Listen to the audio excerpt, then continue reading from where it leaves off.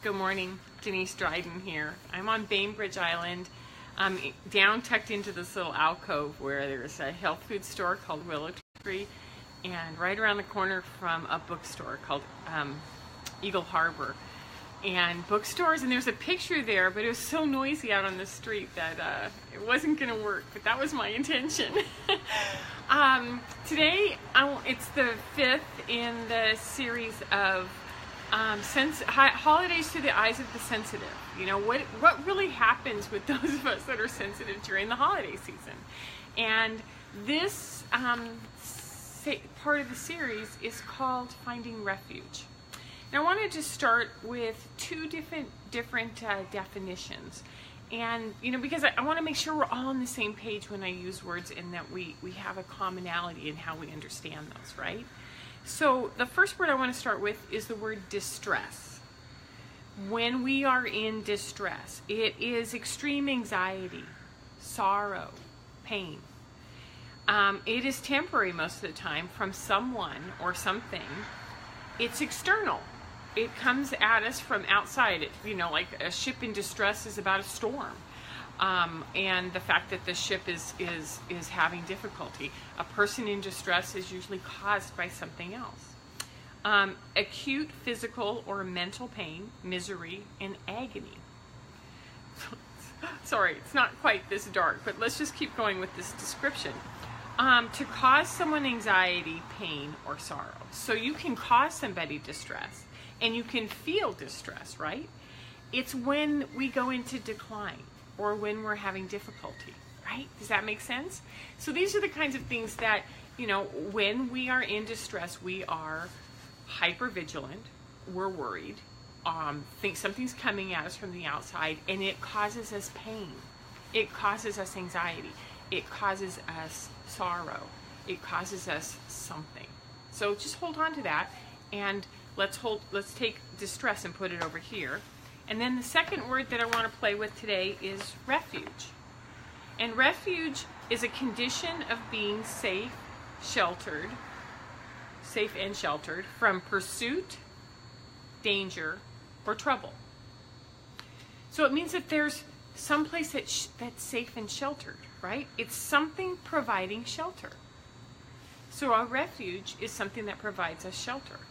I thought it was really interesting. Here's this one that says, and it's an institution providing accommodations for women who have suffered violence from a spouse or partner.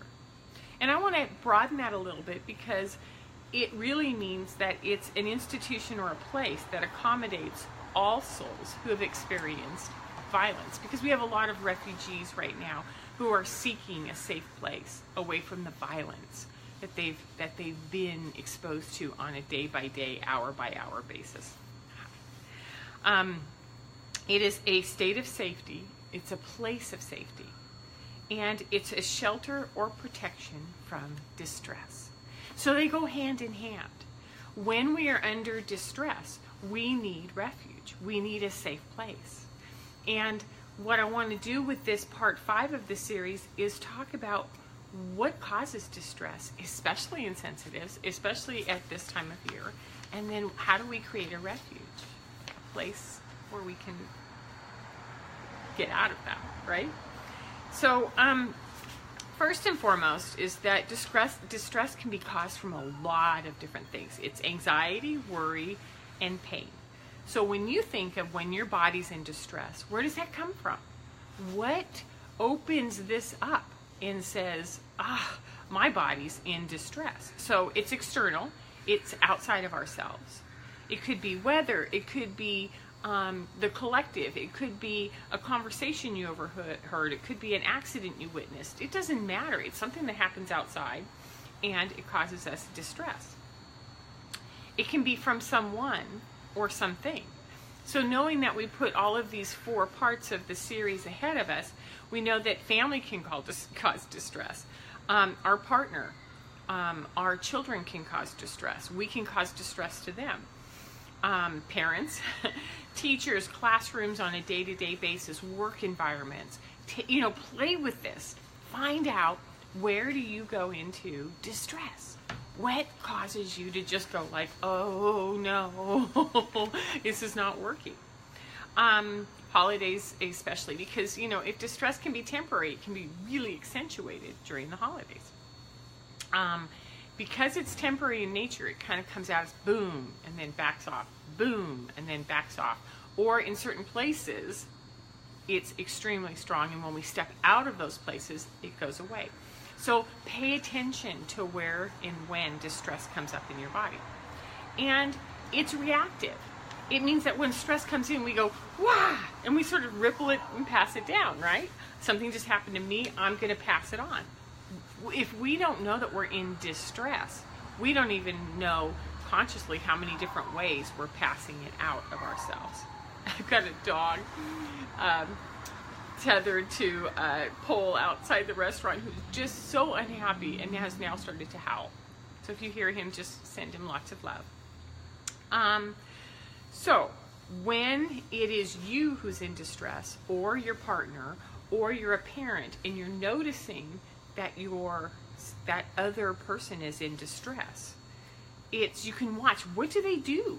What are the signs that tell you that they're in distress? What are they doing that lets you know, uh-oh, they're starting to tip, there's something going on here. So watch when they step back, when they step away, when they avoid, when they retreat, when they start to disappear, right? That means that something has really affected them, and it's time, and you can see them starting to hesitate to be involved. What does overwhelm look like? Do their eyes sort of glaze over? Does their jaw get clenched? Do their hands get clenched? Pay attention to what it looks like when that other person in your life or you get overwhelmed. What are those signs? When we get distressed, sometimes we come out fighting, like, stop it, fight, or, it's that fight or flight, and you come out swinging. And Brene Brown just did a beautiful series on the shame shields, and one of the things is to fight against it, which is, you're causing me all this pain, and it's blame oriented, and I'm going to come out swinging at you because you're the problem for this. So they're explosive, they're moody, they're reactive. And we've talked about this in previous parts of this series.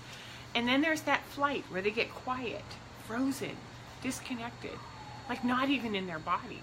And you're like, where did you go? And they're just, I'm here, I'm fine. And you're like, no, honey, you're really not.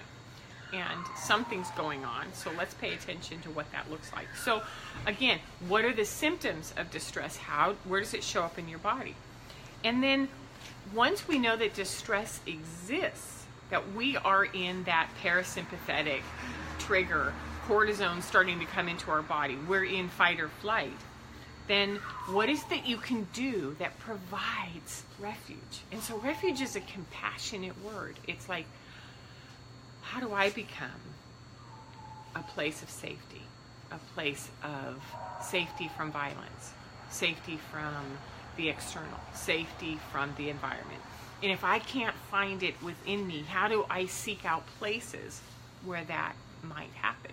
So the reason I chose the bookstore was that for me, books were my haven. As a little girl growing up, what I would do is disappear in the backyard with a book. I would climb up in a tree and go in the farthest corner of the backyard. I was thinking about this on the way here as a 25-year-old running trade shows in Portland out of the convention center. I used to work for a decorator, hanging pole and drape and delivering drayage, and it was an intense job. It was 2 or 3 days of all on. And then when it was over, I would put a sleeping bag and a tent and some food, and I would drive 3 hours over the hill into Sisters and sit next to the Metolius River, leaning against a ponderosa with my feet in the river with a book. And I'd read for about a day or two. And then I'd sort of pack it all up and go, okay, I can go back into the city because I'm managing my distress. So that was sort of what we're talking about, is how do you recognize it, and then how do you go create or find your place of refuge? So some ideas I have for you today is, like I did on the Metolius, go out in nature.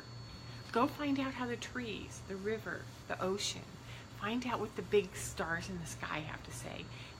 Let yourself be held by the bigger world. Whether you hike or your garden or it's around your house or it's separate from that. The other thing is to seek seclusion. Get out and close the door. Go into another room. Go find your quiet space outside. What we're going to see also is that sometimes that seclusion can even be video games, music, knitting, hobbies, things that take our full attention. So when you have a kiddo that wants to disappear into a video game, it might be that they're in distress. It might be that they need that sequencing and that pacing of the game so that they know what they're doing.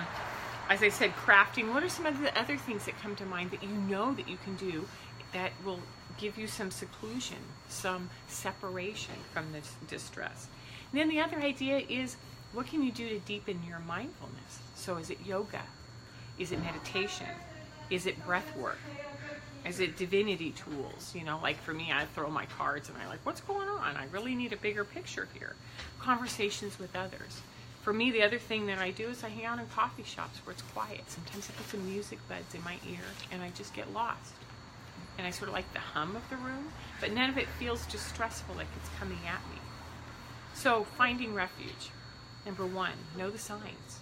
Know when you're in overwhelm, anxiety, pain. Identify some sort of physiological thing. And I have a polarity exercise that I do with my clients in order to identify what is that physiological thing that when it's triggered, it tells me, uh-oh, we're going there or we're in there.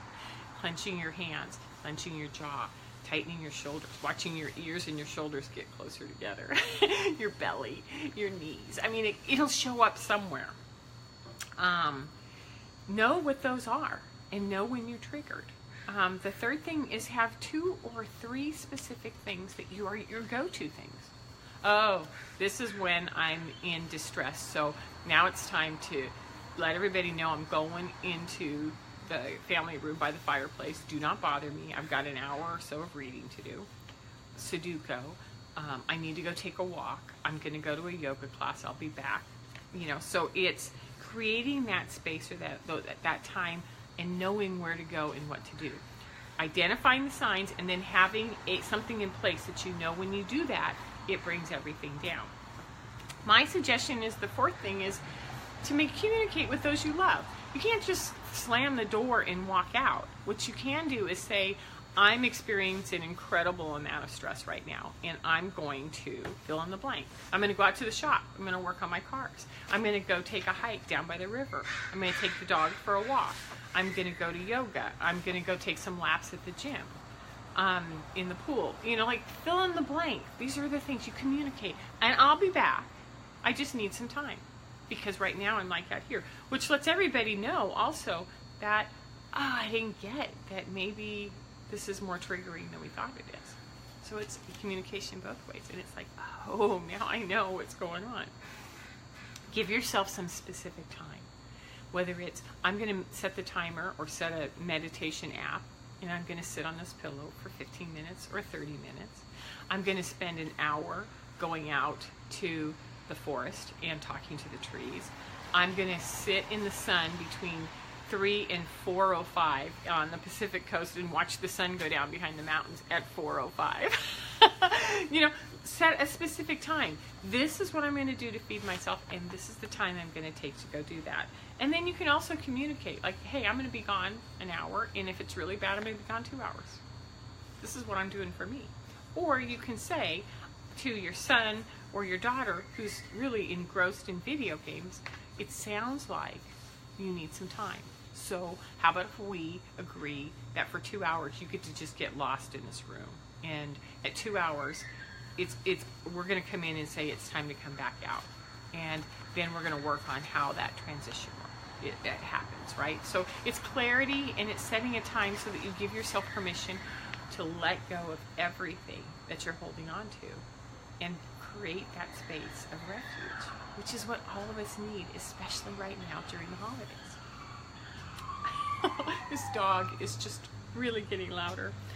And then with that intention to place yourself in a shelter from distress, you are your own refuge. You are your own healer. You are your own space. And then you are also the guide to your children when they need that. You're the partner to your spouse that says, I get that, honey. I got this. You take off. Come back. I can hardly wait to see that smile on your face. That's how we understand ourselves and as sensitives. What overwhelms us? What triggers us? What do we notice in our body? What tools can we use? How do we communicate with others? And how do we set it up? That's how we make this world less distressful. So have a wonderful week. That school's out. We're going into the holidays, travel. We're approaching all of the big events. So now more than ever, find out what is your place of refuge. Have a good Sunday. I'll talk with you later. Bye-bye.